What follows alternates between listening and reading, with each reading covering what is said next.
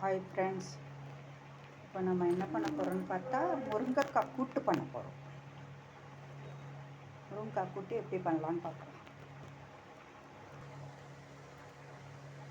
முருங்கைக்காய் கூட்டுக்கு கொஞ்சம் தேங்காய், வரமிளகாய், கொஞ்சம் சீரகம் எல்லாத்தையும் போட்டு மிக்சியில் அரைச்சிக்கலாம்.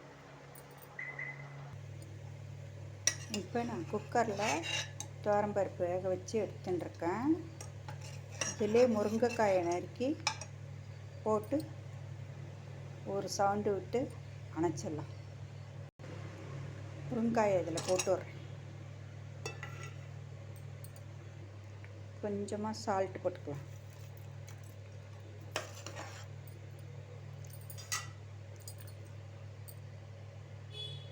வெறுமனே வெயிட் போடாமல் குக்கரை ஒரு 10 நிமிஷம் மூடி வைப்போம். முருங்கைக்காய் வெந்துடும்.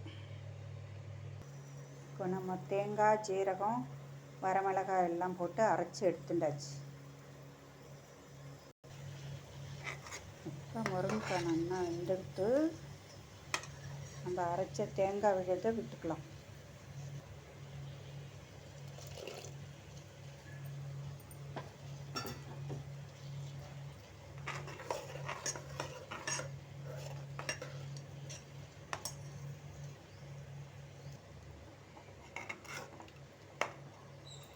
கொஞ்சமாக சால்ட்டு போட்டுக்கலாம்.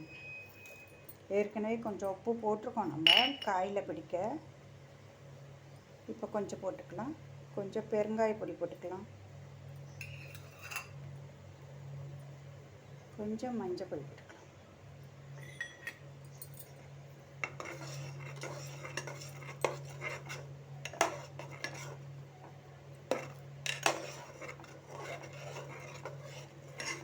கொஞ்சம் நல்லா கொதிக்கட்டும். தேங்காய் விட்டுருக்கோம் இல்லையா, அதனால் கொஞ்சம் நல்லா கொதித்து கெட்டியாகட்டும். இப்போ நம்ம முருங்கைக்காய் போட்டு ரெடி ஆகிடுது. முருங்கைக்காய் பொரிச்ச கூட்டு. இப்போ இதை இறக்கி வச்சுட்டு கொஞ்சம் தாளி போட்டுக்கலாம். இப்போ தாளிப்புக்கு கொஞ்சம் எண்ணெய் விட்டு கடுகு, உளுத்தம்பருப்பு, வரமிளகாய் எல்லாம் போட்டு தாளித்து கொட்டிட வேண்டியதுதான். ரெண்டு கருவேப்பிலை தாளி போட்டாச்சு. நம்ம கூட்டு ரெடி ஆகிடுது. முருங்கைக்காய் கூட்டு, முருங்கைக்காய் பொரிச்ச கூட்டு. இது